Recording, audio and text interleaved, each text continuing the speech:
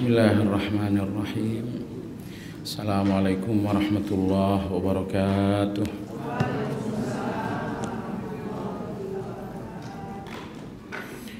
Alhamdulillah hamdan katsiran tayyiban mubarakan fihi kama yuhibbu rabbuna wa yarda.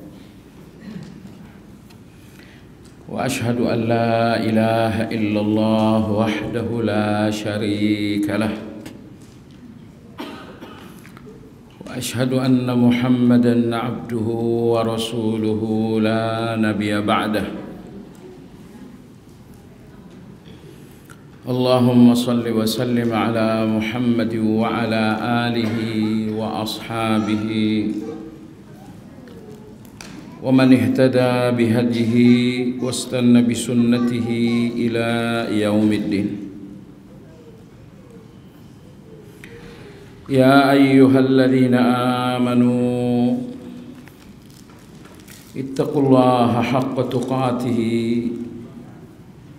ولا تموتن إلا وأنتم مسلمون. Jamaah sekalian rahimakumullah, diriwayatkan oleh Imam Ibnu Hibban dalam kitab Rawdatul Uqala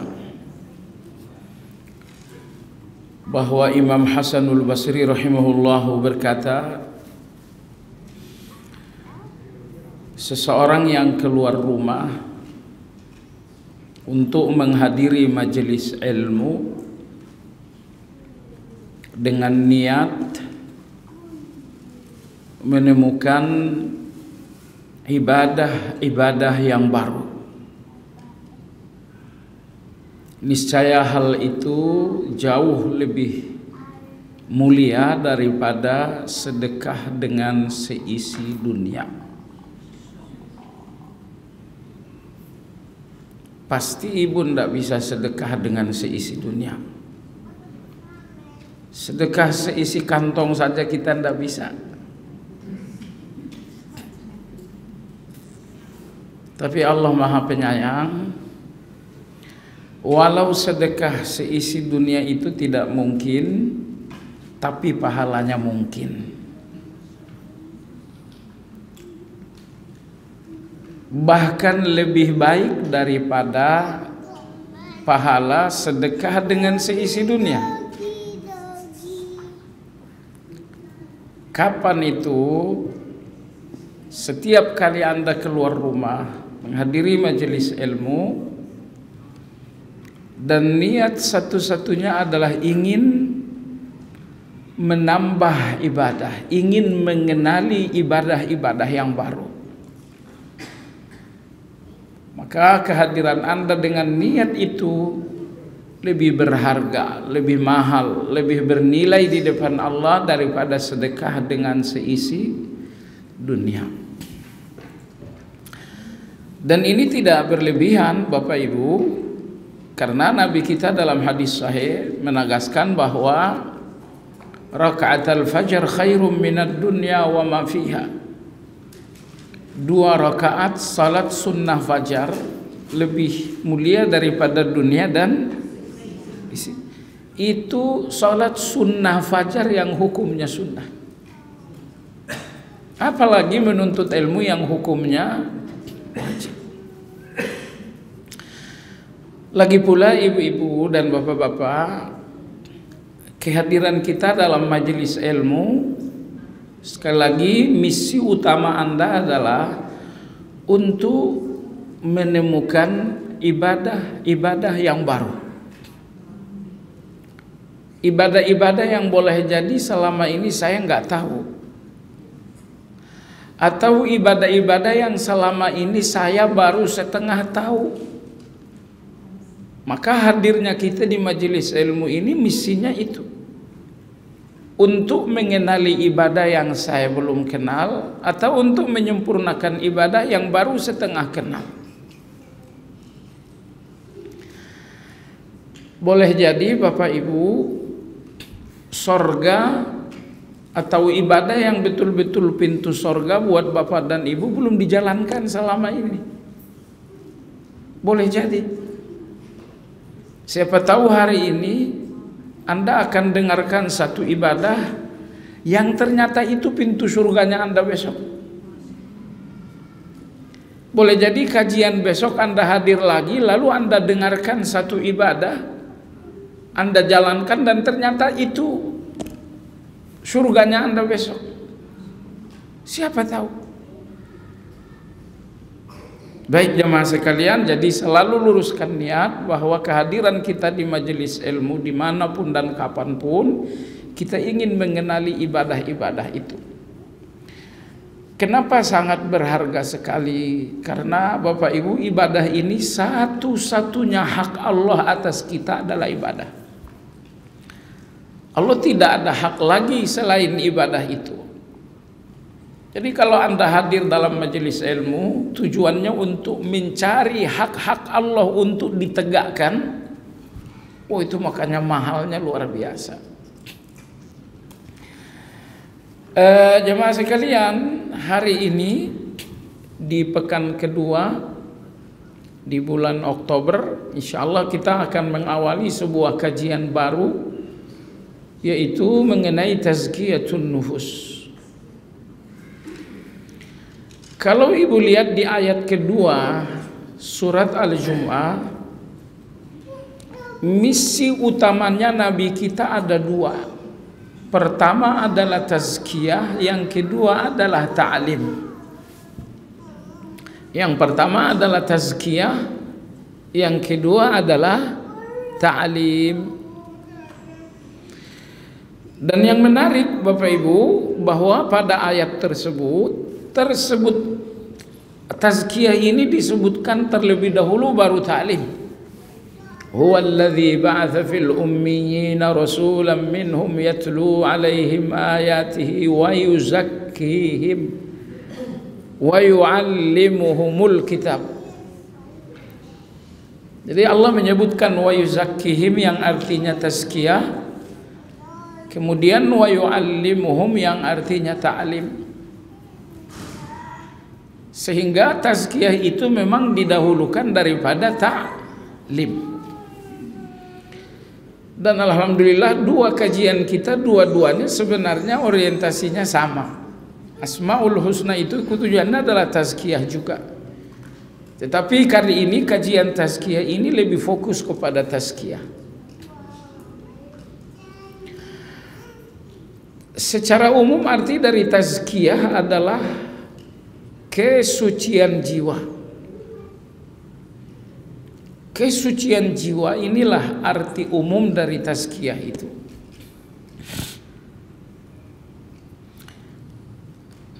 Nah, Bapak Ibu sekalian yang saya hormati, semua ibadah dalam Islam tujuannya adalah tazkiyah itu. Sejatinya orang yang ibadahnya bagus, jiwanya memang bersih. Baik, kita mulai dari salat. Allah Subhanahu wa taala berfirman, "Innas salata tanha 'anil fahsya'i wal munkar." Sesungguhnya salat mencegah seseorang dari kekejian dan kemungkaran. Nah, perhatikan bagaimana salat itu membersihkan, mentazkiyah seorang manusia dari fahsya dan mungkar. Dua-duanya kotoran, Ibu. Fahsya itu kotoran, mungkar itu pun kotoran. Perbedaannya adalah fahsya, kejahatan yang dilakukan secara tersembunyi. Kalau mungkar adalah kejahatan yang dilakukan secara terang-terangan. Misalnya merokok itu haram, dilakukan secara terang-terangan, itu namanya mungkar. Lalu ayat dalam surat Al-Ankabut itu menegaskan bahwa salat itu membuat seseorang tazkiyah, bersih dari kotoran yang bernama fahsya. Nomor dua, kotoran yang bernama mungkar. Hari ini suara saya berkarat, belum ketemu obatnya. Jadi Ibu, Anda sedikit berpahala dengar suara yang nggak bagus ini. Kalau suaranya enak, ya kewajiban ibu syukur. Tapi kalau berkarat begini, kewajiban ibu sabarlah.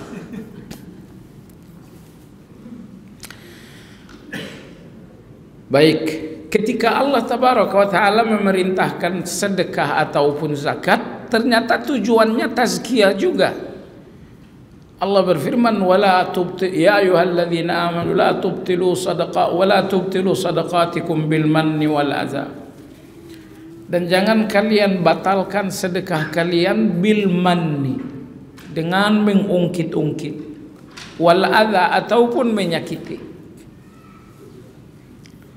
Jadi sedekah tidak lagi bermanfaat kalau digunakan untuk menyakiti ataupun mengungkit-ungkit. Artinya apa? Sedekah tanpa tazkiyah itu tidak diterima oleh Allah SWT. Nah, jadi dengan demikian semua ibadah dalam agama kita tujuannya agar kita menjadi manusia yang tazkiyah, menjadi manusia yang berjiwa bersih.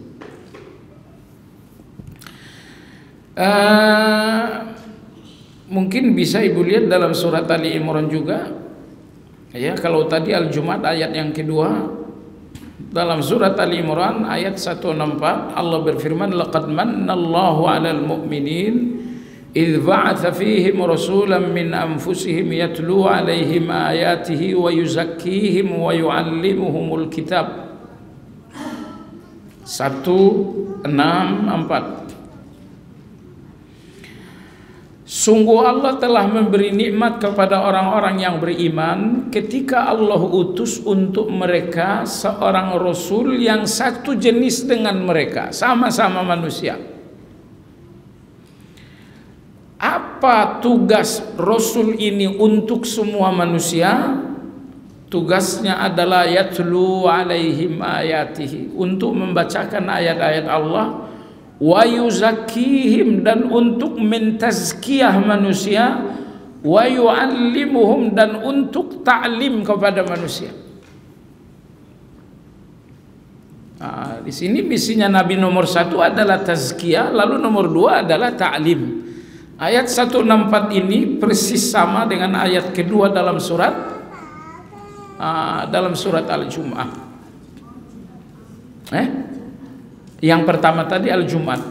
Al-Jumu'at ayat kedua, nomor 2 Ali Imran ayat 164. Al-Jumu'at. Yang sedikit berbeda Bapak Ibu adalah ayat 129 dalam surat Al-Baqarah. Ayat 129 dalam surat Al-Baqarah. Allah berfirman, Rabbana wab'ats fihim rasulan minhum yatlu 'alaihim ayatika wa yu'allimuhumul kitaba wa yuzakkihim. Wahai Rabb kami, utuslah kepada orang-orang Mekah ini seorang rasul yang akan yatlu 'alaihim ayatika, yang akan membacakan ayat-ayatmu kepada mereka. Wa yu'allimuhumul kitab, seorang rasul yang akan melakukan ta'lim, pembelajaran. Wa yuzakkihim, dan seorang rasul yang akan melakukan tazkiyah. Nah, lihat surat Al-Jumu'ah tadi, begitu juga dengan surat Ali Imran, tazkiyah dulu baru ta'lim. Tetapi dalam surat Al-Baqarah ini ta'lim dulu baru tazkiyah. Di mana bedanya? Bedanya adalah Ali Imran dan Al-Jumu'ah ini ucapannya Allah. Ketika Allah yang mengurutkan, Allah selalu mendahulukan tazkiyah baru ta'lim. Tetapi ayat 129 surat Al-Baqarah ini doanya Nabi Ibrahim. Nah, dalam doanya Nabi Ibrahim beliau mendahulukan ta'lim dulu baru tazkiyah. Tapi itu dalam ucapan Nabi Ibrahim. Adapun dalam ucapannya Allah, tazkiyah itu selalu didahulukan baru ta'lim. Jamaah sekalian yang saya hormati, Berikutnya adalah bagaimana proses tazkiyah dalam agama kita.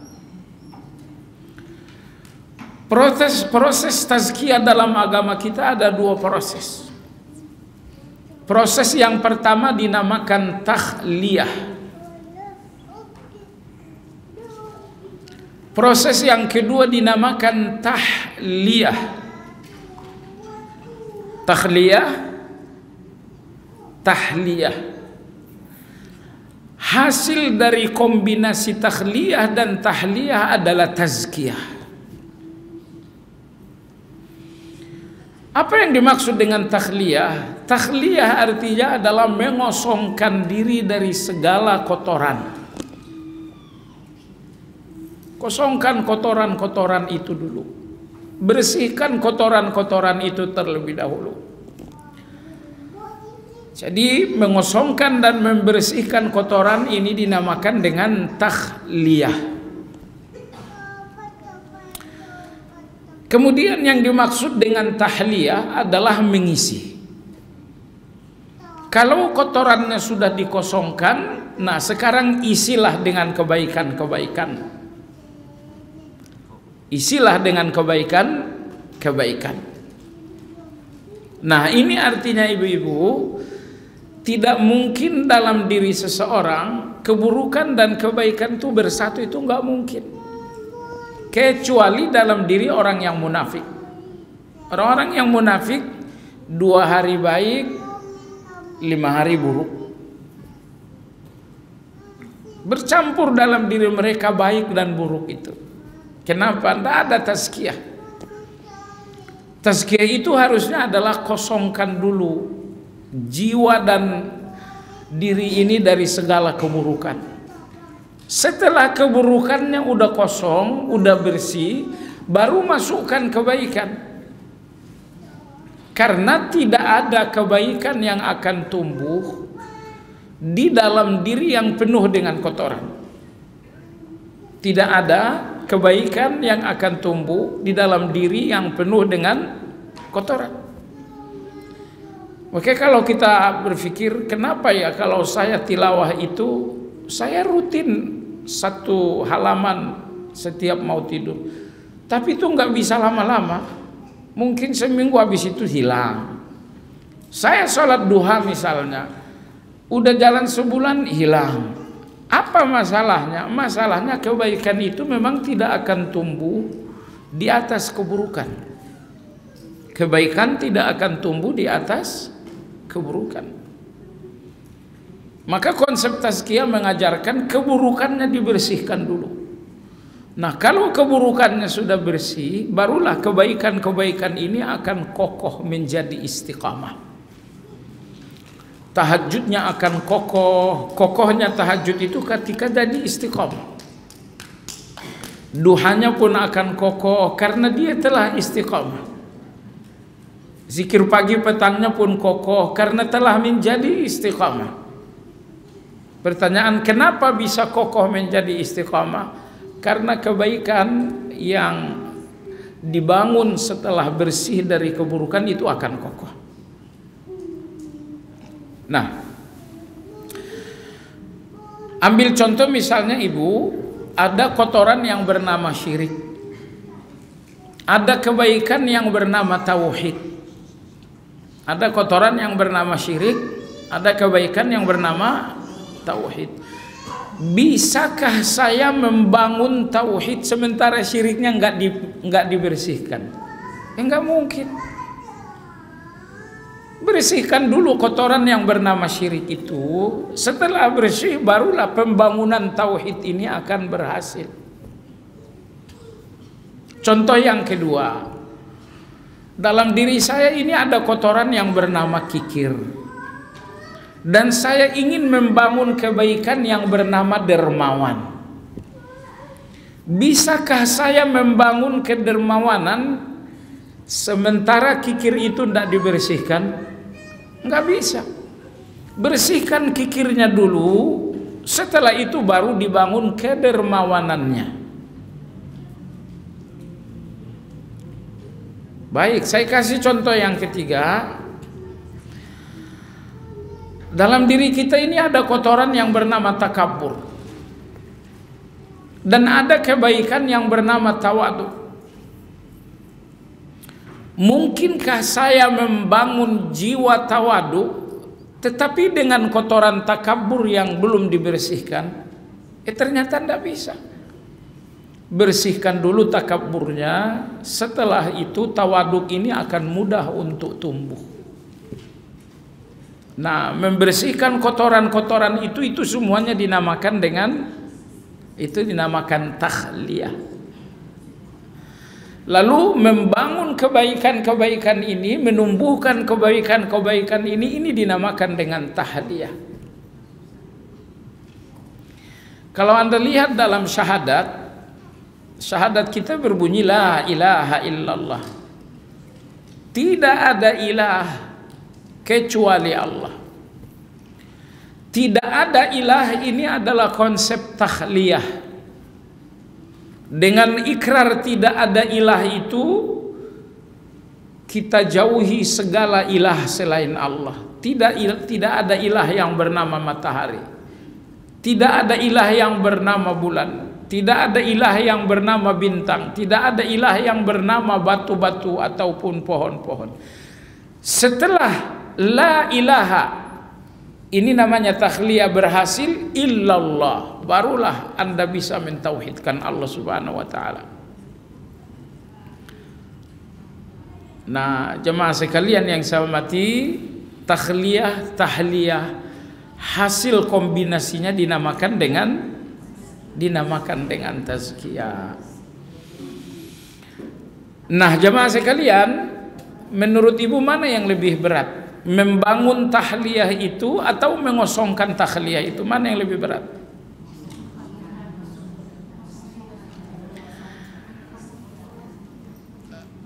Tahliyah, tantangan Anda adalah syahwat. Tantangan Anda di dalam takhliyah ini adalah syahwat. Saat Anda harus mengontor, saat Anda harus mengosongkan keburukan itu syahwat. Keburukan itu semuanya syahwat. Dan ketika Anda membangun tahliyah, tantangan Anda adalah syubhat. Tantangan Anda adalah syubhat. Syubhat itu artinya ketidakfahaman. Itu arti gampang dari syubhat. Enggak ngerti tapi merasa ngerti, itu namanya syubhat. Karena orang enggak ngerti ini ada dua. Ada orang enggak ngerti dan mengatakan saya enggak ngerti. Ini tidak syubhat. Syubhat itu adalah orang yang enggak ngerti tapi merasa profesor. Enggak tahu tapi merasa tahu banget. Itu namanya syubhat. Jadi beda orang yang tahu dengan orang yang merasa tahu. Nah, orang yang merasa tahu ini dinamakan dengan syubhat. Jadi sekali lagi, apa kesulitan Anda dalam proses takhliyah? Jawabannya, kesulitan terberat Anda adalah untuk melawan syahwat. Karena semua keburukan itu dari syahwat. Dan apa kesulitan Anda dalam membangun kebaikan melalui tahliyah? Anda ingin membangun tauhidnya, Anda ingin membangun sunnahnya, Anda ingin membangun tawadu. Kesulitan di sini adalah syubhat itu. Baik jamaah sekalian, jadi kesimpulan bahwa tazkiyah itu adalah hasil dari dua hal, hasil dari takhliyah dan hasil dari takhliyah dan tazkiyah dinamakan dengan takhliyah, dan tahliyah dinamakan dengan tazkiyah. Coba sekalian yang saya hormati, begitu pentingnya tazkiyah ini. Anda sudah lihat bahwa ini adalah misi utamanya Nabi kita sallallahu alaihi wasallam. Bahwa misi utama beliau adalah tazkiyah, lalu nomor dua adalah ta'lim. Begitu pentingnya tazkiyah ini sehingga Nabi mengajarkan kita doa tazkiyah. Allahumma ati nafsi taqwaha wa zakkiha anta khairu man zakkaha anta waliyuha wa maulaha. Allahumma ati nafsi taqwaha, ya Allah berikan diri ini ketakwaan. Wa zakkiha anta khairu man zakkaha, ya Allah tazkiyah diri ini karena hanya Engkau yang terbaik mentazkiyahnya. Hanya engkau yang terbaik mentazkiyah diri ini. Anta waliyuha wa maulaha, engkaulah yang maha menolongnya dan maha melindunginya. Jadi ini doa tazkiyatun nufus. Allahumma ati nafsi taqwaha wa zakkiha anta khairu man zakkaha anta waliyuha wa maulaha.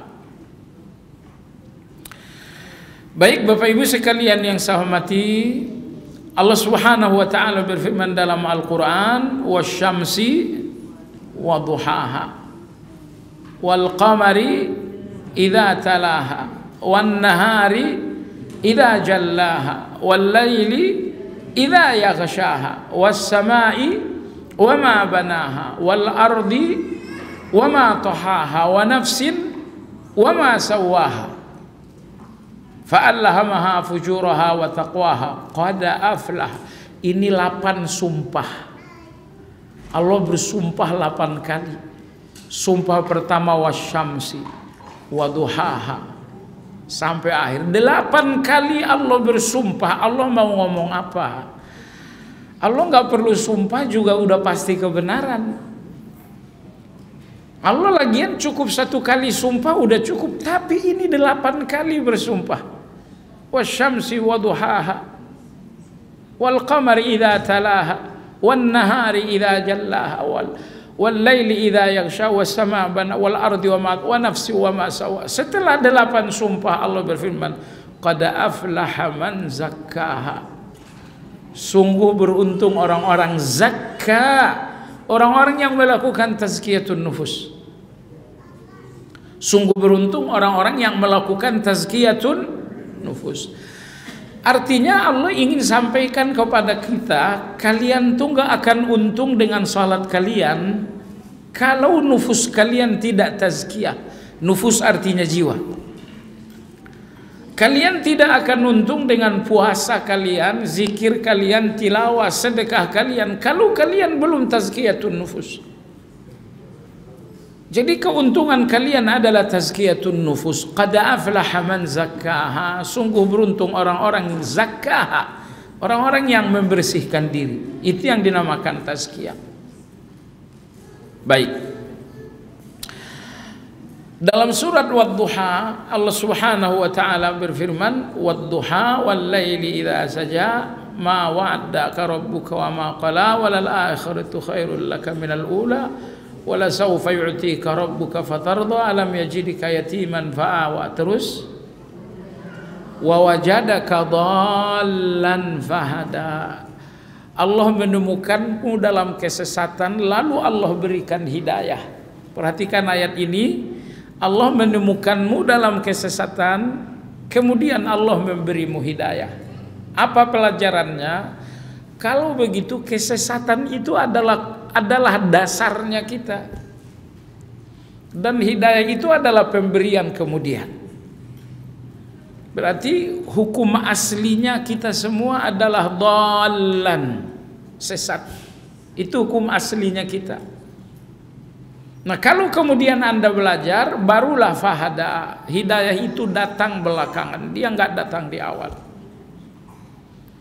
Nah jadi kalau Anda sungguh-sungguh belajar, akan Anda dapatkan hidayah yang besar sehingga dhallan kesesatan Anda ini berkurang. Tapi kalau tidak banyak belajar, tidak banyak dapat hidayah, artinya kesesatan ini akan terus-menerus menguasai diri. Terus-menerus menguasai kita kesesatan itu. Nah, itulah surat Ad-Duha, wajadaka dhallan fahada. Aslinya kalian dalam kesesatan, lalu Allah berikan hidayah. Seberapa besar kesesatan kalian hilang? Jawabannya seberapa besar Allah berikan kalian hidayah. Allah berikan hidayah 50%, artinya kesesatan Anda hilang sebesar 50%. Tapi kalau misalnya Allah hanya memberikan hidayah 20%, artinya Anda masih dikuasai oleh kesesatan itu sebesar 80%. Jadi tugas kita di sini adalah mencari hidayah sebanyak-banyaknya untuk mengurangi kesesatan itu sebanyak-banyaknya pula. Wa wajadaka dhallan fahada. Baiklah jemaah sekalian yang saya hormati, Imam Ibnu Qayyim rahimahullahu taala beliau mengatakan di dalam diri manusia, jiwanya manusia ini pada dasarnya ada jiwa bahaimiyah. Kemudian ada jiwa sabu'iyah. Ini yang menjadi kotoran utama dalam diri manusia. Jadi ada jiwa sabu'iyah, kemudian nomor 2 ada jiwa bahaimiyah. Apa jiwa sabu'iyah itu? Sabu' artinya adalah buas. Ya, harimau itu dinamakan sabu', buas. Singa dinamakan buas, serigala dinamakan buas. Nah, jadi sebagian jiwa manusia ini adalah jiwa yang buas. Apa maksudnya? Penuh amarah. Apa maksudnya? Selalu ingin mengalahkan orang lain. Saya harus mengalahkan orang lain dengan uang saya. Saya harus mengalahkan orang lain dengan jabatan saya. Saya harus mengalahkan orang lain dengan popularitas saya. Pokoknya saya harus menang. Tanpa Anda sadari, ambisi untuk selalu menang itu ternyata ambisi buas namanya.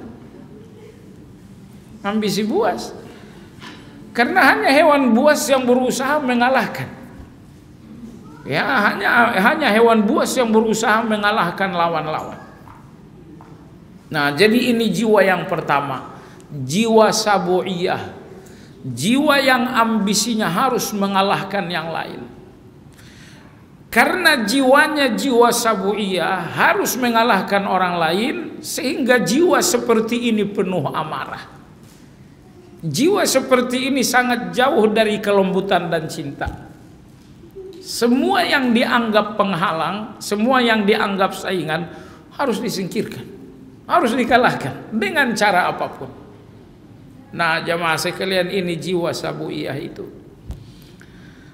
Ya, Anda orang-orang dengki itu jiwanya jiwa sabu'iyah. Dia nggak terima orang lain punya mobil melebihi mobil dia. Dia nggak terima orang lain punya rumah melebihi rumahnya dia. Memangnya kenapa kalau orang lebih? Memangnya kenapa kalau uang orang lebih banyak? Apa masalahnya dengan Anda? Oh, saya nggak boleh dilangkahi, saya nggak boleh dikalahkan. Oh, itulah jiwa sabu'iyah itu. Ibu sekalian, takabur, apa itu takabur? Takabur itu hasil dari jiwa sabu'iyah itu. Orang takabur itu selalu di atas, tidak mau di bawah sama sekali. Ya, nggak mau di bawah sama sekali. Pokoknya harus di atas. Kenapa? Ini jiwa sabu'iyah. Emosional, orang yang suka emosi, ini termasuk jiwa sabu'iyah. Ini termasuk jiwa buas. Nah, jemaah sekalian, inilah jiwa manusia yang pertama. Kemudian nomor 2 kata Ibnu Qayyim rahimahullah, jiwa manusia yang kedua adalah jiwa bahaimiyah. Yang dimaksud dengan jiwa bahaimiyah adalah jiwa hewan. Jiwa hewan. Kalau yang tidak buas seperti kambing misalnya, itu enggak buas. Tapi di mana kambingnya kambing? Kambingnya kambing itu cuma 2. Bagaimana makan sekenyang-kenyangnya, mohon maaf, bagaimana lawan jenis sepuas-puasnya. Hanya itu yang dimiliki oleh nomor 2 bahaimiyah ini. Ya, bagaimana kawa makan? Anda lihat kambing ya, malam hari di kandang sekalipun mulutnya nggak pernah berhenti. Makanan yang udah masuk dikeluarin hanya untuk dikunyah saja. Nggak pernah berhenti kambing itu makan. Nah, lalu energi makan ini buat apa? Energi makan ini hanya untuk lawan jenis saja. Kenapa perlu makan sebanyak-banyaknya? Karena saya harus berhubungan lawan jenis sebanyak-banyaknya juga. Jadi kalau orientasi hidupnya cuma 2, makan, nomor 2 lawan jenis. Kalau ini orientasi hidupnya, Ya ini jiwa binatang, jiwa hewani seperti ini memang. Nah kalau uji orientasi hidupnya pokoknya saya harus di atas, saya harus menang, saya harus selalu di atas manusia ini. Kalau orientasinya ini adalah ini jiwa-jiwa buas tadi. Maka kata Imam Ibnu Qayyim rahimahullah, dibutuhkan ilmu tazkiyatun nufus untuk membersihkan kedua hal ini. Ya, dibutuhkan kajian-kajian tazkiyatun nufus. Ya, tazkiyatun nufus baik melalui teori ataupun dalam praktek. Karena Ibu, tazkiyatun nufus ini sebagian kecil adalah teori. Itu yang kita bicarakan di kajian ini. Tapi sebagian besarnya tazkiyatun nufus itu adalah soal praktek. Ambil contoh misalnya, apa praktis dari tazkiyatun nufus yang paling hebat? Anda lihat dalam surat yang tadi kita bacakan, Allah Subhanahu wa taala berfirman, dalam surat Al-Alaq maksud saya adalah Allah Subhanahu wa taala berfirman, qad aflaha man zakkaha wa dzakara isma rabbih. Zakkaha, tazkiyah. Setelah Allah merebutkan tazkiyah, Allah menyebutkan dzakara isma rabbih fasalla. Dzakara isma rabbih, zikir, fasalla, salat. Kenapa setelah menyebutkan zakah, tazkiyatun nufus, kemudian Allah menyebutkan zakara, zikir, shalla, salat? Karena tazkiyatun nufus dalam bentuk praktek yang paling dahsyat dua, zikir, nomor dua, salat. Jadi dengan demikian, tazkiyatun nufus sebagiannya adalah teori alias ilmu, dan sebagiannya adalah amal, praktek. Nah kalau Anda tanyakan, apakah praktis dari tazkiyatun nufus itu, praktek pembersihan jiwa itu apa? Tentu semua kebaikan. Induknya ada dua, yaitu zikir sebanyak-banyaknya, salat sebanyak-banyaknya. Itu paling ampuh membersihkan jiwa manusia. Makanya perhatikannya, setiap kali jiwa manusia labil, selalu ada zikirnya. Setiap kali jiwa manusia labil, selalu ada zikirnya. Ambil contoh misalnya, ketika Anda sedang marah, ini soal jiwa ini. Agama mengatakan ucapkan a'udzubillahi minasyaitonir rajim. Ketika Anda sedang gelisah, oh ini jiwa Anda sedang goyang juga. Agama mengatakan ucapkan zikir la ilaha illa anta subhanaka inni kuntu minadh. Fikiran ini berfikir buruk, berzikir kepada Allah Azza wa Jalla. Ucapkan a'udzubillahi minasyaitonir rajim, atau misalnya baca Al-Qur'an. Jadi di setiap jiwa-jiwa ini mulai mengarah kepada kejahatan, itu kondisinya cuma satu, yaitu kondisi jiwa ini sedang dipisahkan dari zikir. Ibu, setan itu tidak akan bisa menyeret jiwa kita menginginkan keburukan kecuali saat jiwa itu sudah dipisahkan dari zikir. Allah berfirman dalam Al-Quran, wa may ya'shu an dzikrir rahman nuqayyid lahu syaitanan fahuwa lahu qarin. Wa may ya'shu an dzikrir rahman, kalau seseorang sudah melepaskan dirinya dari zikir, nuqayyid lahu syaitanan, maka kami akan membuatnya dikuasai syaitan. Anda nggak suka dengan sesuatu di rumah, iya, Anda suka. Setan akan menyeret Anda untuk menggunakannya sebagai pintu untuk emosi habis-habisan. Ya, yang Anda suka saya juga nggak suka. Tapi kenapa Anda marah besar dan saya cenderung santai aja? Jawabannya adalah setan berhasil menyeret Anda dan saya tidak. Sayanya nggak pakai nama, Andanya juga nggak pakai nama, cuman contoh aja. Jadi kapan setan berhasil menyeret jiwa kita untuk satu kejahatan? Jawabannya saat jiwa itu sudah dipisahkan dari zikir. Kalau jiwa itu sudah dipisahin dari zikir, maka setan akan menyeret jiwa ini kepada semua kejahatan. Nah, kata Ibnu Qayyim rahimahullah, zikir itu seperti benteng. Zikir itu seperti benteng. Sepanjang Anda berzikir, jiwa Anda berada di dalam benteng yang sangat kuat. Tapi setan itu setiap saat berkeliling di benteng, mengawasi kapan benteng ini terbuka. Oh, ternyata ketika Anda lengah tidak berzikir, setan menemukan ada pintu sekarang. Jadi sepanjang Anda terus berzikir, setan ini gak akan ada pintu untuk menyeret jiwa Anda kepada emosi, menyeret jiwa Anda kepada keinginan-keinginan buruk, kepada suudzon dan lain-lain. Gak ada sama sekali. Baik jamaah sekalian yang saya hormati, pembahasan pertama, apa buku yang kita gunakan dalam kajian ini? Kita menggunakan buku ini ya, Al-Bahrul Ra'iq fi Zuhdi war Raqa'iq. Ini ditulis Syekh Ahmad Farid. Terjemahan dalam bahasa Indonesia adalah Zuhud dan Kelembutan Hati. Zuhud dan Kelembutan Hati. Tapi dengar-dengar dari jamaah, buku ini di pasaran lagi tidak ada. Buku ini di pasaran sedang tidak ada. Sehingga kitab ibu, kitab telinga aja dulu sementara waktu.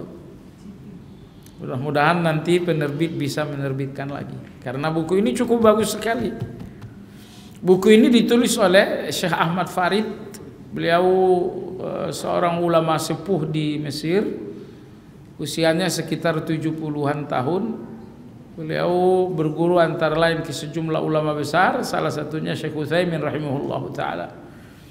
Memang Syekh Ahmad Farid ini saya lihat dia betul-betul mengambil spesialisasi dalam tazkiyatun nufus. Sehingga karya-karya atau tulisan-tulisan beliau sangat banyak dan didominasi oleh tazkiyatun nufus. Beliau memang ahli dalam hal ini. Maka buku yang kita gunakan ini, yang versi Indonesianya berjudul Zuhud dan Kelembutan Hati. Nah, itu yang kita pakai. Baik jemaah sekalian yang saya hormati, buku ini secara garis besar dikumpulkan dari 3 karya. Pertama, karya-karya Imam Ibnu Qayyim. Nomor 2 adalah karya-karya Imam Ibnu Rajab. Yang ketiga adalah karya-karya Imam Ghazali. Jadi karya-karya 3 ulama besar ini, karena ini ulama tiga ini sangat menonjol dalam ilmu hati. Imam Ibnu Qayyim sangat menonjol sekali dalam ilmu hati. Imam Ibnu Rajab sangat menonjol dalam ilmu hati. Begitu juga dengan Imam Ghazali. Nah, Syekh Ahmad Farid hafizahullah ta'ala, beliau masih hidup. Beliau merangkum tulisan 3 ulama-ulama ini, dirangkum, diringkas. Nah, hasilnya adalah buku ini. Maka kadang-kadang satu bab itu pure dari Imam Ibnu Qayyim, kadang-kadang di bab lain pure dari Imam Ghazali. Sehingga insya Allah untuk versi Indonesia, saya kira buku ini buku terbaik. Sebenarnya di pasaran yang gampang Anda temukan, buku ini pun diringkas juga. Buku ini diringkas juga menjadi Tazkiyatun Nufus namanya. Tazkiyatun Nufus, karya 3 ulama ini tadi, Ibnu Qayyim, Ibnu Rajab dan Imam Ghazali. Nah, kalau yang versi ringkasannya, bukunya kecil itu ada. Tapi kalau yang saya bawa ini yang versi, yang full versinya, yang versi penuhnya. Baik ibu sekalian yang saya hormati, pembahasan pertama di sini adalah pembahasan tentang hati. Pembahasan tentang hati. Karena Allah Subhanahu wa taala selalu berbicara dengan hati manusia. Allah tidak pernah bicara dengan mata kita, tidak pernah bicara dengan telinga kita, tidak pernah bicara dengan anggota tubuh kita. Semua maunya Allah, oleh Allah dibicarakan dengan hati kita semuanya. Ketika Allah berfirman, ya ayyuhalladzina amanu kutiba alaikumussyam, wahai orang yang beriman, kalian harus berpuasa. Iman itu di mana ibu? Di hati bukan? Maka Allah berbicara dengan hati kita. Apapun perintah Allah, selalu Allah bicarakan dengan hati. Nah, begitupun ketika Allah Subhanahu wa taala melarang, ya, selalu larangan ini disampaikan kepada hati. Sehingga hati ini adalah media antara kita dengan Allah Subhanahu wa taala. Nah, maka hati yang baik, hati yang sehat, hati yang bersih ini akan menjadi bejananya Allah. Sehingga kebaikan-kebaikan dari Allah akan tertampung di bejana yang bernama hati tersebut. Tetapi jangan salah, kalau hati sudah rusak, hati itu justru akan menjadi bejananya setan juga. Sehingga semua kejahatan-kejahatan yang diinginkan setan ada di dalam bejana hati itu. Nah, maka betapa kita sangat perlu untuk mengkaji hati.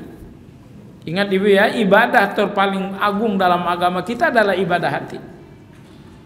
Ingat, Anda salat, ya, Anda berzikir, Anda bertilawah misalnya, berapa nilai salat Anda? Jawabannya, seberapa besar hati ikut ibadah dalam salat itu. Keikutsertaan hati dalam salat, itulah nilai Anda dalam salat. Jadi kalau salatnya tidak pakai ibadah hati, ya salat ini hanya menggugurkan kewajiban aja. Salat zuhurnya udah gugur, tidak perlu diulang lagi. Tapi soal keuntungan Anda dari salat zuhur ini tidak ada keuntungan. Tidak ada keuntungan. Ibarat jualan, kalau tidak ada ibadah hatinya dalam salat, salat ini cuma jual modal aja. Memang Anda nggak rugi, tapi Anda juga nggak untung.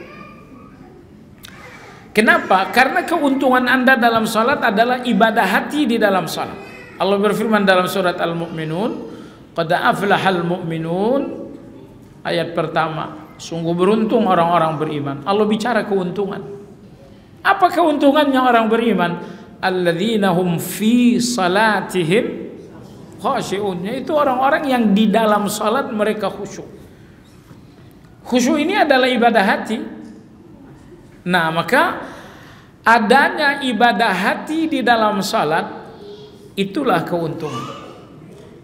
Adanya ibadah hati dalam salat, itulah keuntungan. Ulama kita mengatakan ibadah hati dalam salat itu ada dua level. Ibadah hati di dalam salat ada dua tingkatan. Pertama, ibadah hati yang hukumnya wajib. Nomor dua, ibadah hati yang hukumnya sunnah. Nah, ibadah hati di dalam salat yang hukumnya wajib ada tiga. Ibadah hati yang sunnah di dalam salat ada tiga juga. Berarti total ibadah hati dalam salat ada berapa?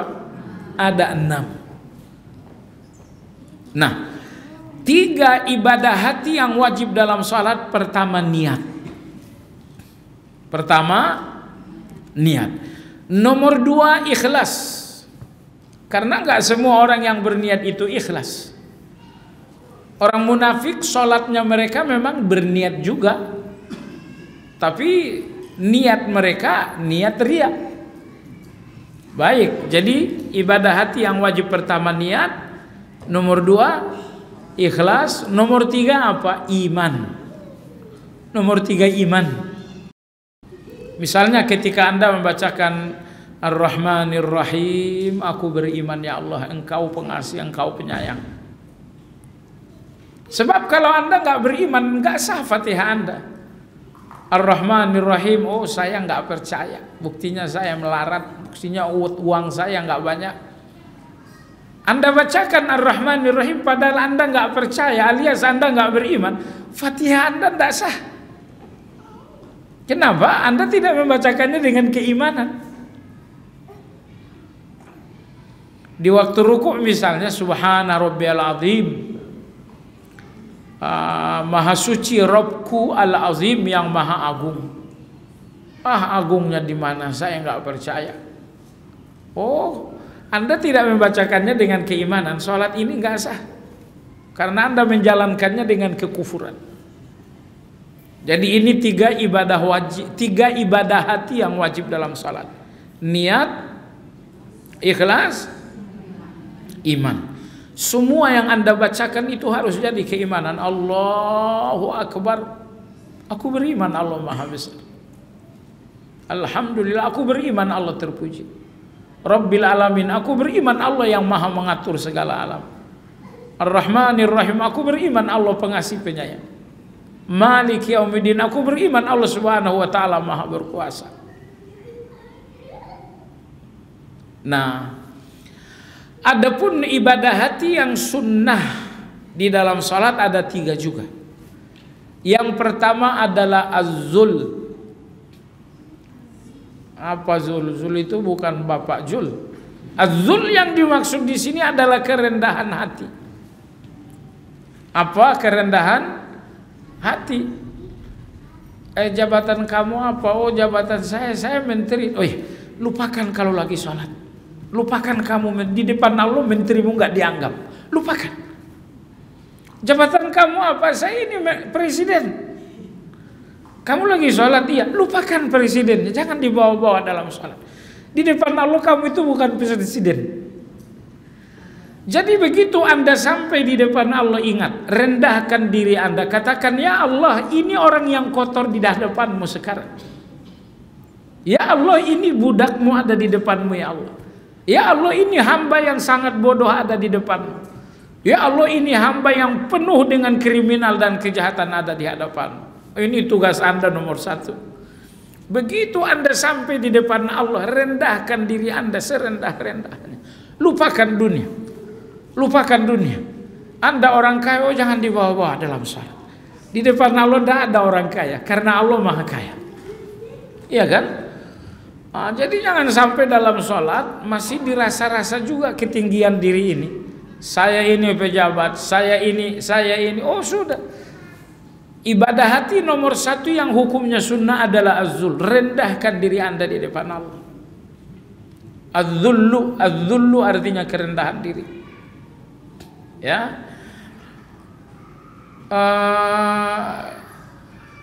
Ibu hafalkah doa Nabi Ibrahim ayat 40 itu? Rabbi ja'alni muqimas. Sambung dulu. Wa min dzurriyyati. Ujungnya saya mau nanya, Nabi Ibrahim mungkin gak ninggalin sholat, tapi dia minta sholat. Rabbi ja'alni muqimas sholat. Anak-anaknya Nabi Ibrahim mungkin gak ninggalin sholat. Tidak mungkin. Anak pertamanya Ismail, anak keduanya Ishak, cucunya Yakub. Di mana sholat akan tinggal? Tapi dia mengatakan wa min dzurriyyati. Yang lebih dahsyat bagian akhir, Rabbana wa taqabbal doa. Ya Allah, terima doaku. Mungkin Allah nolak doanya Nabi Ibrahim? Tidak mungkin kan? Tapi Nabi Ibrahim tetap mengatakan Rabbana wa taqabbal doa. Ya Allah, terima doaku. Ibu kalau renungkan, semua doa Nabi Ibrahim ini dalam rangka merendahkan diri. Dalam rangka merendahkan diri. Ya Allah, berikan aku salat. Padahal tidak mungkin beliau ninggalin salat itu, namun beliau minta. Wa min dzurriyyati, Allah berikan salat itu kepada anak-anakku. Jelas anak-anaknya pun tidak akan ninggalin salat. Anak-anaknya nabi-nabi. Tapi di depan Allah memang harus merendah. Rendah nomor 1-nya Anda di depan Allah, bahwa Anda menjadi pengemis di depan Allah. Itulah rendahnya Anda nomor 1, bahwa Anda di depan Allah menjadi seorang pengemis. Cuma kalau Anda jadi pengemis di depan Allah, di depan siapapun Anda nggak akan jadi pengemis. Di depan Allah Anda ini pengemis. Ya Allah aku minta, ya Allah aku minta, ya Allah aku minta, ya Allah aku minta.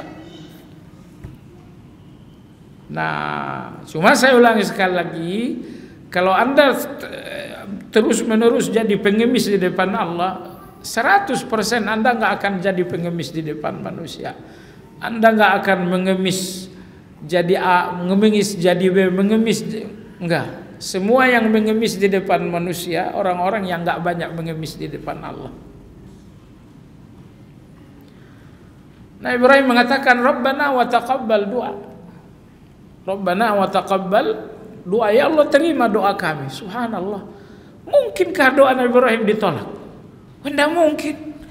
Tapi walaupun tidak mungkin ditolak, Nabi Ibrahim mengatakan, ya Allah terima doa ini. Padahal pasti diterima. Kenapa masih diminta? Padahal pasti. Sekali lagi ini soal kerendahan diri saja. Jadi Anda jangan pernah lihat Anda punya hak atas Allah. Ya, Anda seorang budak, Allah itu majikan. Budak itu nggak ada haknya atas majikan. Lahir dan batinnya kita Allah yang punya. Di mana hak Anda atas Allah? Baik. Jadi ibadah hati nomor 1 dalam sholat apa tadi? Az-zul, rendahkan diri. Rendahkan diri. Nomor 2 apa nomor 2? Nomor 2 adalah khusyuk.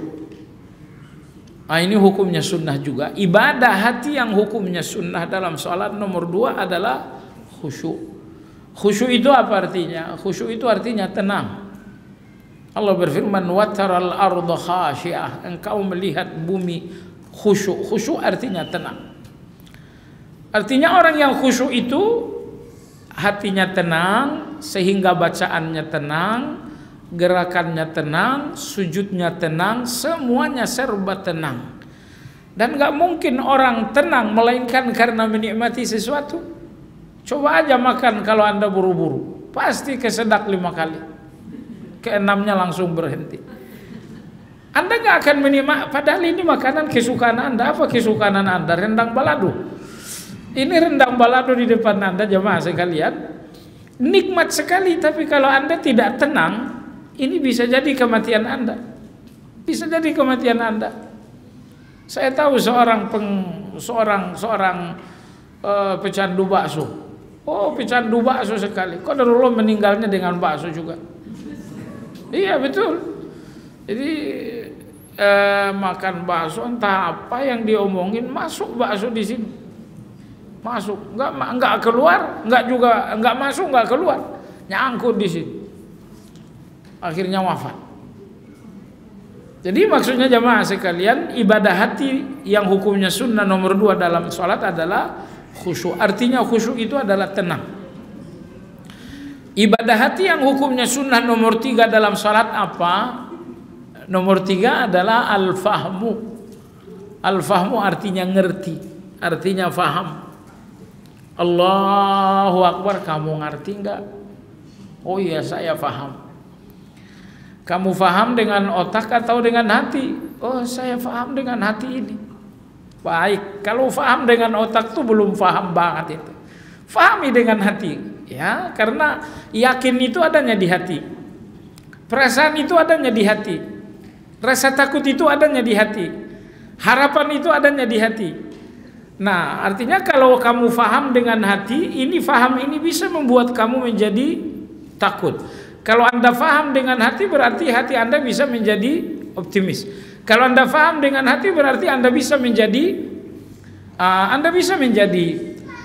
penuh harap kepada Allah Azza wa Jalla.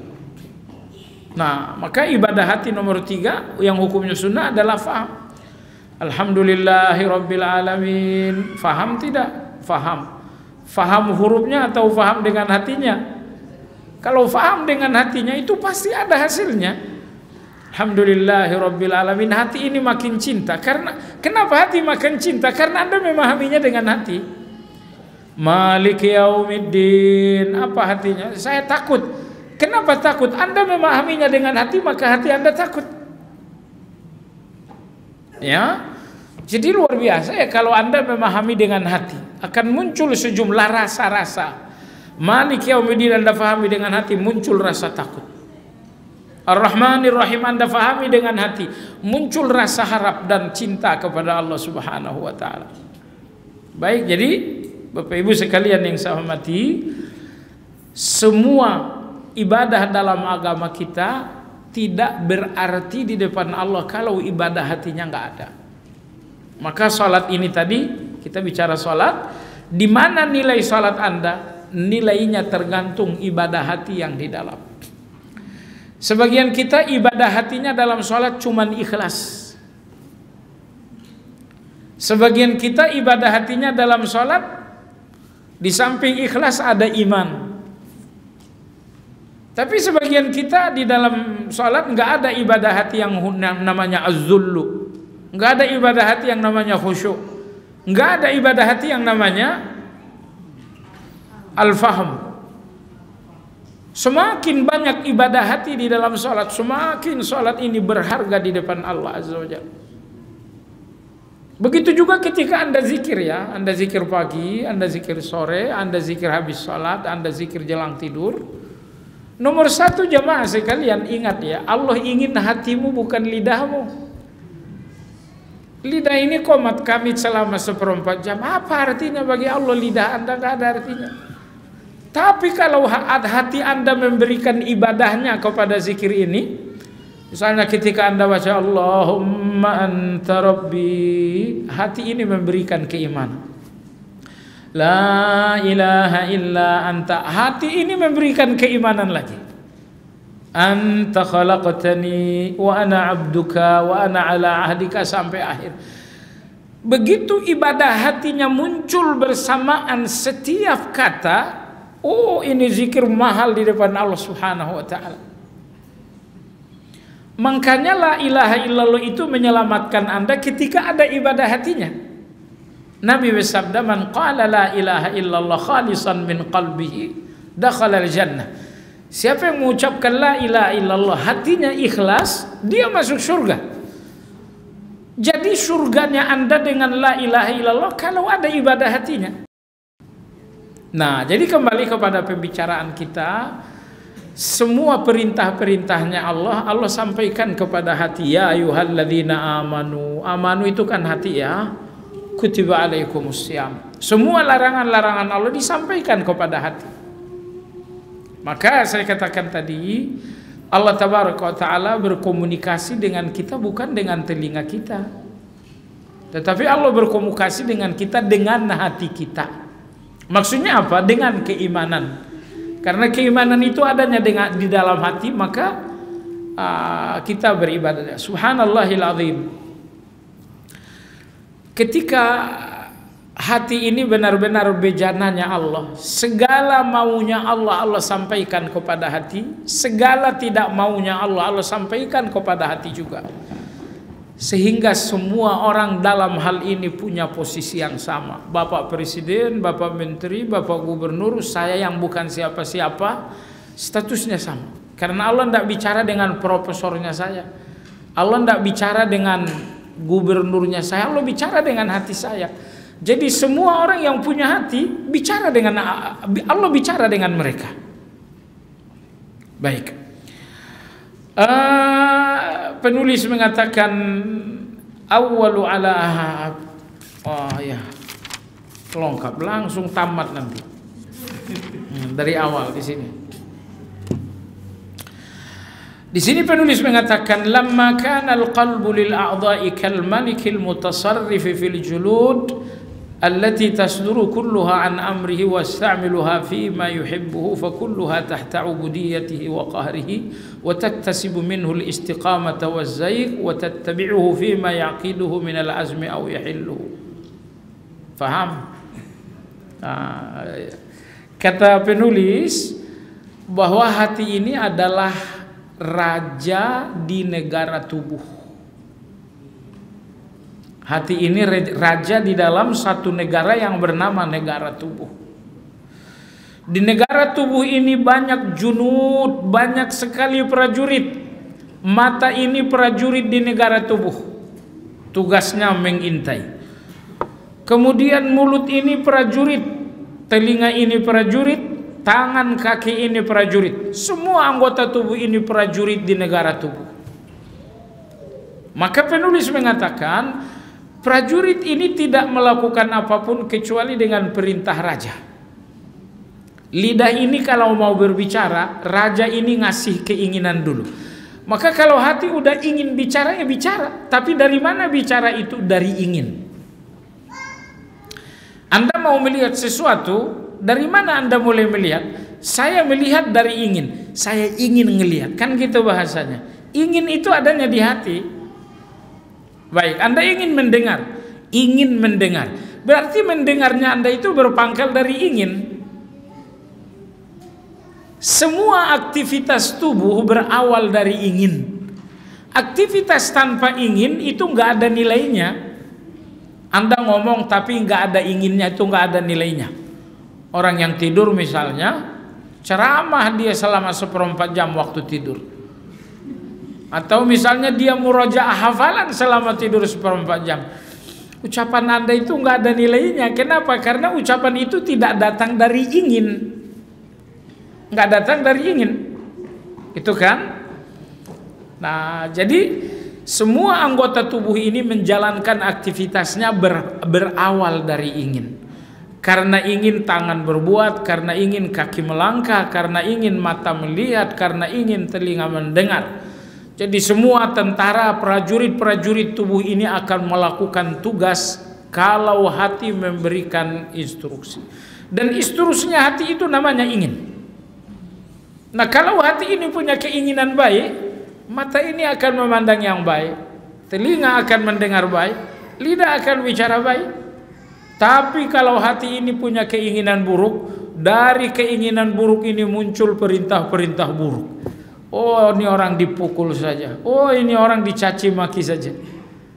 Jadi semua keburukan anggota tubuh kita berpangkal dari hati yang memang sudah berkeinginan buruk. Maka hati ini adalah raja, dia yang mengendalikan semuanya. Dalam hadis Nabi kita bersabda, ala inna fil jasadi mudghah idza fasadat fasadal jasadu kullu wa idza fasadat fasadal jasadu kulluhu. Ala wahyal qalbu. Maka kata Nabi, ingatlah bahwa dalam tubuh kalian ada segumpal daging. Baik buruknya perilaku anggota tubuh kalian, sentralnya adalah segumpal daging tadi. Ya, kebaikan berawal dari segumpal daging itu, keburukan pun berawal dari segumpal daging itu. Apa segumpal daging yang dimaksudkan Nabi? Yang dimaksudkan Nabi adalah al-qalbu. Saya tidak terjemahin qalbu ini karena ibu udah ngerti. Apa itu qalbu? Ya, kalau Anda pergi ke negara Arab, qalbu itu artinya jantung. Nah, cuman berabad-abad kita orang Indonesia keliru. Qalbu itu hati. Kalau sekarang qalbu saya artikan jantung, mungkin dianggap sesat juga. Padahal yang benar qalbu itu adalah jantung. Saya mau nanya, kalau Anda takut yang dak-dikduk itu mana? Jantungnya. Maka rasa, semua rasa itu adanya di jantung. Begitu seseorang gembira, hatinya pun dak-dikduk. Bukan hatinya yang dak-dikduk, jantungnya. Kalau hati itu tidak ada fungsinya sama sekali untuk jiwa. Yang berfungsi atas jiwa kita adalah, tapi sudah kita gunakan bahasa Al-Quran saja, qalbu. Atau kita ikuti sajalah hati. Kita udah sama-sama ngerti. Jemaah sekalian yang saya hormati, berikut ini penulis mengatakan qalbu dalam bahasa Al-Quran itu ada 3 macam. Qalbu dalam pembicaraan Al-Quran ada 3 macam. Yang pertama adalah qalbun salim, dinamakan dengan hati yang salim, hati yang sehat. Qalbun salim, hati yang sehat. Nomor 2 dinamakan dengan qalbun mayit, hati yang mati. Nomor 3 adalah qalbun marid, hati yang berpenyakit.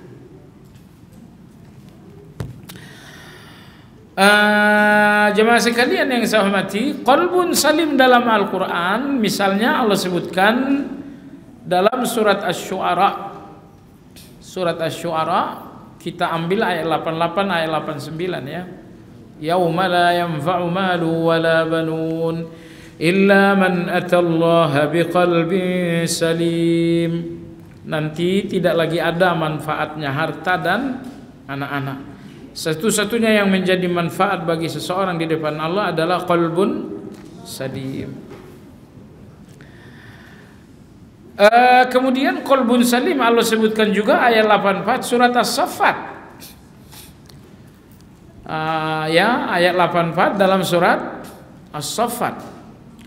Yang menarik ibu-ibu sekalian yang saya hormati, qalbun salim 2 kali dalam Al-Quran hubungannya dengan satu orang yang sama. Siapa dia? Nabi Ibrahim alaihissalam. Nabi Ibrahim alaihissalam. Misalnya dalam surat Asy-Syu'ara itu Nabi Ibrahim berdoa, wala tukhzini yauma yub'atsun. yauma la yanfa'u malu wala banun illa man atallaha biqalbin salim. Ya Allah, jangan nistakan aku esok di hari pembalasan, pada hari di mana anak-anakku, hartaku enggak berguna untukku, kecuali ketika aku berdiri di hadapanmu dengan qalbun salim. Jangan nistakan aku di hari kemudian, di hari di mana anakku tidak berguna, di hari di mana hartaku enggak berguna, di hari di mana satu-satunya yang berguna adalah qalbun salimku. Ini doanya Nabi Ibrahim alaihi salam. Begitupun dalam surat As-Saffat ayat 84, ini pun tentang Nabi Ibrahim juga. Allah berfirman, wa inna min syi'atihi la Ibrahim idh jaa'a rabbahu biqalbin salim. Dan sesungguhnya di antara orang yang mengikuti Nabi Nuh adalah Ibrahim. Idh jaa'a rabbahu biqalbin salim. Ketika Nabi Ibrahim datang kepada Allah dengan qalbun salim. Ketika Nabi Ibrahim datang kepada Allah dengan qalbun salim, datang kepada Allah di dunia dengan cara ibadah, dan datang kepada Allah di akhirat dengan cara berbangkit untuk dihisab. Nanti Anda salat, oh itu kedatangan Anda kepada Allah. Kemudian setelah itu Anda berzikir, zikir itu pun datangnya Anda kepada Allah. Datangnya Nabi Ibrahim kepada Allah dalam ayat ini maksudnya adalah dalam ibadah-ibadah. Baik ibu-ibu sekalian dan bapak-bapak, dua kali qalbun salim dalam Al-Quran hubungannya dengan satu orang yang sama. Beliau adalah Ibrahim alaihi salam. Nah, kalau Anda bertanya, kenapa Allah benar-benar menceritakan Ibrahim dengan dua kali dengan menyebutkan qalbun salim ini? Jawabannya adalah karena Nabi Ibrahim alaihi salam benar-benar qalbun salim. Kalau Anda melihat qalbun salimnya Nabi Ibrahim, perhatikan ucapan-ucapan Nabi Ibrahim dalam Al-Quran. Semua ucapan Nabi Ibrahim dalam Al-Quran mencerminkan qalbun salim. Ambil contoh misalnya dalam surat Al-An'am, Allah berfirman, Inni wajjahtu wajhiya lilladzi fataras samawati wal arda hanifa muslima wa ma ana minal musyrikin. Inni wajjahtu wajhiya lilladzi fataras samawati. Sesungguhnya aku menghadapkan wajahku kepada pencipta langit dan bumi. Sesungguhnya aku menghadapkan wajah kepada pencipta langit dan bumi. Apa maksud menghadapkan wajah? Manusia cuma dua macam, ibu. Ada orang yang berpaling wajah dan ada orang yang menghadapkan wajah. Kalau Anda salat, oh Anda sedang menghadapkan wajah kepada Allah. Orang-orang yang enggak salat, mereka sedang memalingkan wajah dari Allah. Orang-orang yang beriman tuh kepuasan mereka menghadapkan wajah itu kepada Allah. Ketika datang salat 5 waktu, mereka hadapkan wajah kepada Allah, mereka tidak mau memalingkan wajah itu. Selesai salat 5 waktu, mereka kembali menghadapkan wajah kepada Allah dengan zikir. Selesai zikir, kembali menghadapkan wajah kepada Allah dengan salat ba'diyah. Tengah malam mereka hadapkan wajah lagi kepada Allah melalui salat tahajud. Tapi ada orang-orang tertentu yang memalingkan wajah. Allah memerintahkan salat, mereka palingkan wajah. Allah memerintahkan baca Quran, mereka memalingkan wajah. Maka Nabi Ibrahim alaihissalam, beliau dinamakan qalbun salim. Anda dapat lihat dalam ucapan-ucapan beliau, dialog-dialog beliau dengan Allah Subhanahu wa taala. Inni wajjahtu wajhi lilladzi fataras samawati wal arda hanifan. Hanifan dengan jiwaku yang hanif, musliman dan dengan jiwaku yang penuh dengan kepasrahan. Wa ma ana minal musyrikin, dan aku tidak akan termasuk orang-orang yang syirik. Nah, baik ibu sekalian yang saya hormati, jadi 2 kali qalbun salim dalam Al-Quran. Qalbun salim artinya adalah hati yang selamat, selamat dari 2 penyakit. Selamat dari 2 penyakit. Oh, sedikit penyakitnya hati itu, emang cuma 2, tapi masing-masing beranak pinak menjadi banyak. Penyakit yang pertama ini peranakannya banyak. Penyakit yang kedua ini peranakannya banyak juga. Tapi pada hasilnya induk penyakit hati sehingga tidak dinamakan qalbun salim. Penyakitnya cuma 2. Yang pertama adalah syubhat, yang kedua adalah syahwat. Apa maksudnya? Ibu yang saya hormati, komunikasi Allah dengan Anda ada 2. Kadang-kadang Allah komunikasikan kepada Anda berita. Nomor 2, kadang-kadang Allah komunikasikan kepada Anda perintah dan larangan. Kadang-kadang komunikasi Allah kepada Anda adalah berita. Tapi kadang-kadang komunikasi Allah dengan Anda adalah aturan, perintah dan larangan. Nah, ketika komunikasi Allah itu isinya berita, Anda membutuhkan qalbun salim agar tidak syubhat. Kesesatan orang memahami beritanya Allah disebabkan karena syubhat. Baik, ketika Allah komunikasikan Anda aturan, perintah dan larangan, kesesatan manusia dalam memahami perintah larangan Allah adalah syahwat. Syubhat dan syahwat. Dengan syubhat Anda akan menyimpang memahami berita. Dengan syahwat Anda akan menyimpang memahami aturan. Komunikasi Allah dengan Anda cuma 2 ini, tidak ada nomor 3. Tetapi ibu yang saya hormati, berita terbesar Allah untuk Anda adalah Allah sendiri. Kadang-kadang berita Allah itu ceritanya para nabi, ya. Kadang-kadang berita itu adalah ceritanya surga, ya. Apa cerita terbesar dalam berita itu? Cerita terbesar dalam beritanya Allah ketika Allah cerita dirinya sendiri. Misalnya ketika Allah bercerita, Qul huwallahu ahad. Oh, ini berita. Apa materi berita ini? Allah sedang ceritakan dirinya sendiri. Misalnya ketika Allah Subhanahu wa taala berfirman, Qul a'udzu birabbil falaq. Oh, ini berita juga. Berita Allah tentang dirinya. Maka berita terbesar dalam Al-Quran adalah berita Allah tentang dirinya. Nah, ibu sekalian, muncullah orang-orang yang memahami berita Allah ini dengan syubhat. Akhirnya mereka memahami Allah dengan pemahaman yang salah.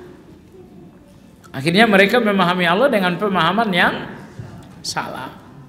Baik, berita Allah komunikasi Allah nomor 2 untuk Anda adalah aturan. Aturan itu artinya ada perintah, ada larangan. Ketergelinciran Anda dalam hal ini adalah syahwat. Allah mengatakan la ta'kulur riba. Datang syahwat yang sangat besar. Sesekali aja, enggak nyampe miliaran. Padahal ibu makan riba 1 juta, makan riba 1 miliar, dosanya sama kan? Bukan angkanya yang membuat dosa besar atau tidak, tapi caranya. Jangankan 1 juta, 100 ribu, tapi caranya riba. 10 miliar caranya riba, yang menjadi dosa itu caranya bukan angkanya. Yang menjadi dosa itu adalah caranya, bukan angkanya. Perhatikanlah ibu-ibu. Semua orang yang menentang perintah dan larangan Allah, semua menentang itu disebabkan karena syahwat. Disebabkan karena syahwat. Dan semua orang yang keliru memahami nama-nama dan sifatnya Allah disebabkan karena syubhat. Baik jamaah sekalian. Jadi qalbun dinamakan salim kalau selamat dari dua penyakit ini, syubhat dan syahwat. Baik Bapak Ibu sekalian, mungkin sampai di sini dulu ya. Kita lebih cepat. Ini suara berkarat ini agak susah juga dikeluarin. Ya, selanjutnya kalau ada pertanyaan kita persilakan. Ini berjuang saya ngeluarin nih. Udah keluar sedikit. Wallahu taala alam, di mana nyangkutnya itu. Tadi saya tanya orang apa obatnya nih suara saya. Kata dia minum es. Tapi jangan pakai gula. Masuk akal enggak? Minum es tapi jangan pakai gula. Oh iya, monggo Pak, monggo. Waalaikumsalam warahmatullahi wabarakatuh. Betul. Bagaimana kalau sunnah terjemahannya supaya kita bisa memahami. Iya.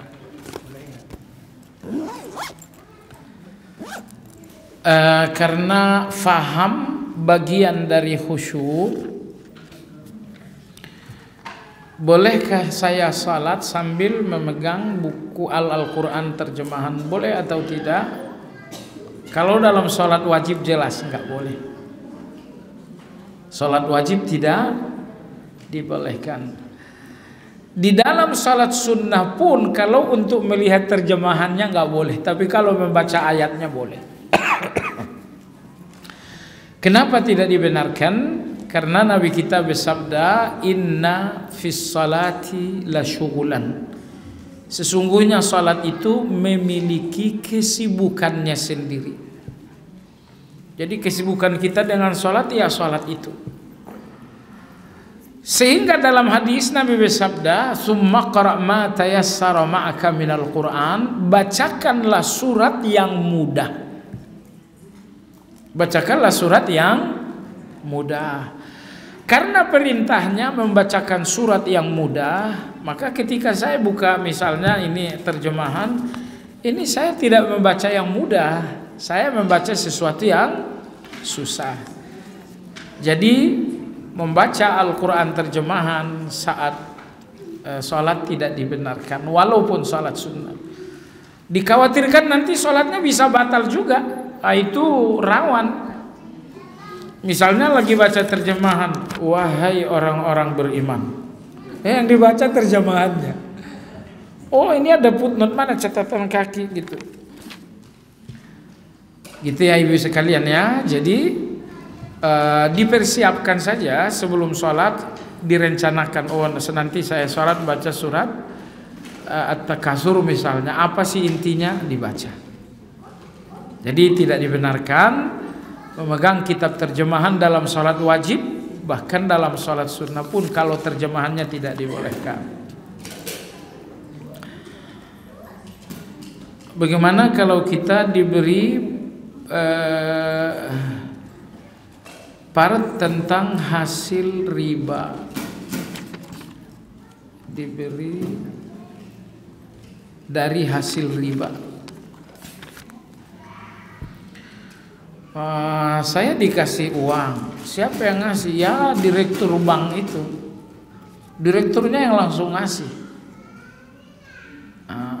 Boleh saya ambil atau tidak? Jawabannya boleh. Kenapa? Karena uang itu haram bukan karena bendanya, tapi karena cara. Berbeda dengan babi, mohon maaf, babi itu haram karena bendanya. Karena babi haram disebabkan benda, dengan cara yang legal pun tetap haram. Tapi karena uang ini haramnya karena cara, maka uang ini hanya haram dengan cara yang ilegal. Saya gunakan cara riba, oh itu ilegal. Tapi kalau misalnya uang ini saya dapatkan melalui pemberian, memberi dan diberi dalam agama kita dalam agama kita dibenarkan. Itu salah satu perpindahan hak milik yang dibenarkan dalam agama. Jadi saya ulangi, memberi dan diberi ini perpindahan hak milik yang dibenarkan dalam agama kita. Subhanallah, uang ini di tangan si direktur bank haram, tapi dengan uang yang sama diberikan kepada orang lain menjadi halal. Kenapa beda? Karena caranya udah beda. Orang ini dapat dengan cara yang haram, tapi pihak kedua ini dapat dengan cara yang halal. Ada dalilkah? Logikanya udah masuk ya? Baik.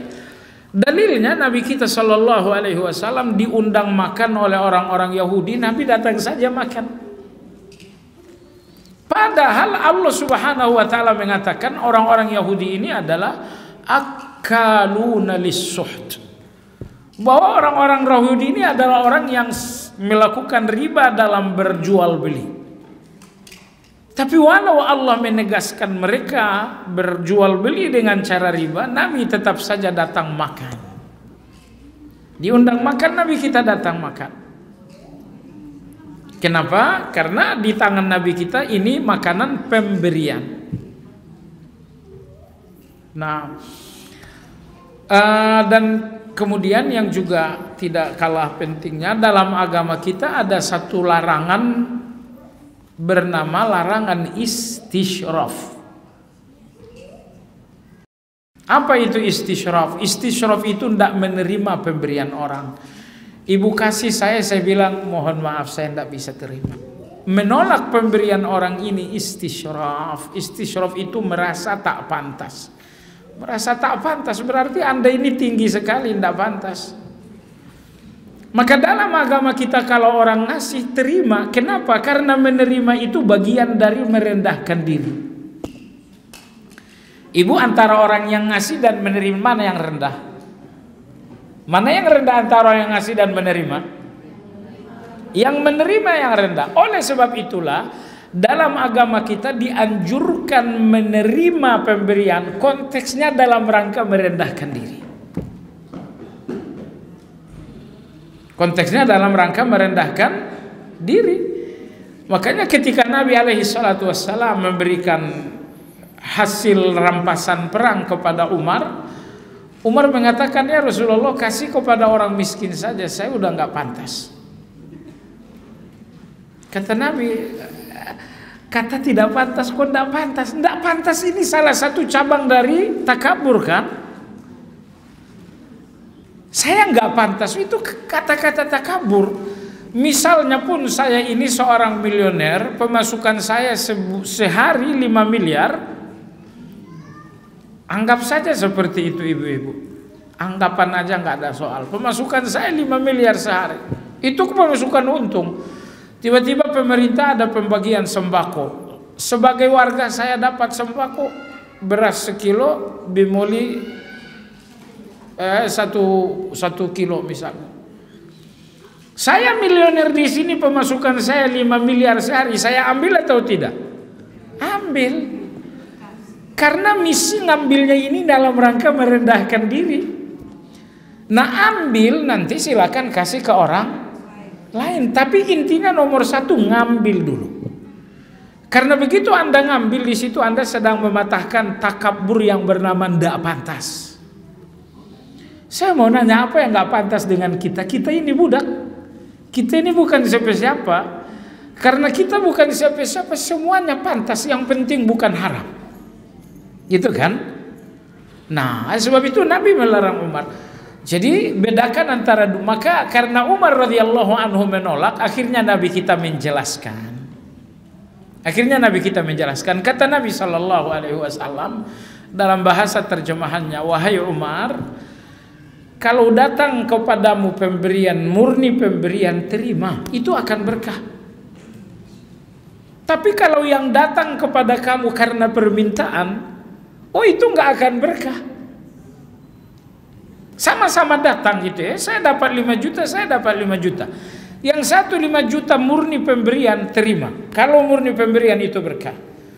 Tapi kalau yang datang ini dari permintaan, jangan 5 juta, 2 juta, 100.000 pun itu nggak berkah. Nggak akan berkah itu. Nah, lalu kata Nabi SAW, yang datang kepadamu tanpa meminta, nomor 2, bukan diharapkan. Kalau berharap-harap, oh itu nggak berkah juga. Berharap diberi, tahu-tahu diberi, ini nggak bakal berkah karena ini diharap-harapkan dari manusia. Anda boleh berharap kepada manusia, tapi pada intinya orang mau ngasih harus diterima.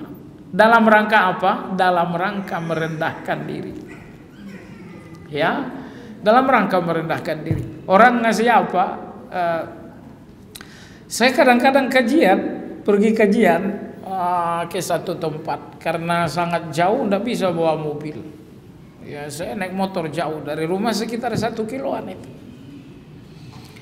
Begitu selesai kajian ya, karena ini situasinya sangat di pedalaman, Ustaz, kita ngasih ini. Jadi kalau saya datang pulang-pulangnya bawa pepaya. Kajian besok saya datang lagi pulangnya bagus, diganti lagi ya, ini hari ini singkong. Lumayan lama saya ngaji seperti itu, sampai senang sekali saya karena ini hasil taninya dia. Kajian itu berhenti karena nggak ada yang datang. Akhirnya dia malu juga, ya Ustaz Syarif datang jauh-jauh nggak ada yang datang. Akhirnya berhenti kajian itu. Jadi maksud saya apa? Orang kalau udah ngasih apapun terima. Saya cerita tadi bukan untuk menonjolkan diri.